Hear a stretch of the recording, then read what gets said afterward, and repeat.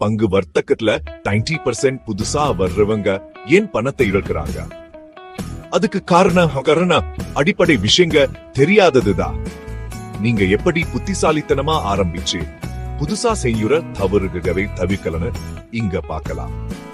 முதல்ல எடுத்த உடனே உண்மையான பணத்தை போட்டு ரிஸ்க் எடுக்காதீங்க.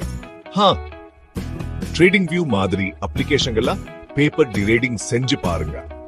இது நீங்க கற்பனை பணத்துல பயிற்சி செய்யலாம், எந்த பதட்டமும் இருக்காது. அடுத்து சந்தையை நல்லா கவனியுங்க. செய்திகள், தேவை, கம்பெனி அறிக்கைகளாம் எப்படி விலைகளை மாத்துதுன்னு பாருங்க. பங்கு தேர்வு செய்யும் போது நல்லா வலுவான கம்பெனிகளை பாருங்க.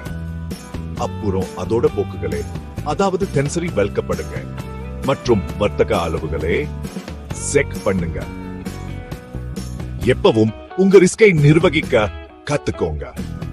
நீங்க எவ்வளவு பணத்தை இழக்க தயாரா இருக்கீங்களோ அதை விட அதிகமா ஒருபோதும் முதலீடு செய்யாதீங்க. ஒவ்வொரு வர்த்தகத்துக்கும் ஒரு ஸ்டாப் லாஸ் செட் பண்ணுங்க. நீங்க செய்யுற ஒவ்வொரு வர்த்தகத்தையும் ஒரு நோட்டுல எழுதி வைங்க. உங்க லாப நஷ்டங்களை கண்காணிச்சு வேகமா கத்துக்கலாம். சில மாசங்களுக்கு பிறகு நீங்க நல்லா நிலை பெற்றதும் கொஞ்சமா உண்மையான பணத்துல வர்த்தகம் செய்ய ஆரம்பிங்க. வர்த்தகங்கிறது ஒரு பயணம். கத்துக்கிட்டே இருங்க. சூழ்நிலைக்கு ஏத்த மாதிரி மாறிக்கிட்டே இருங்க. தொடர்ந்து முன்னேறுங்க.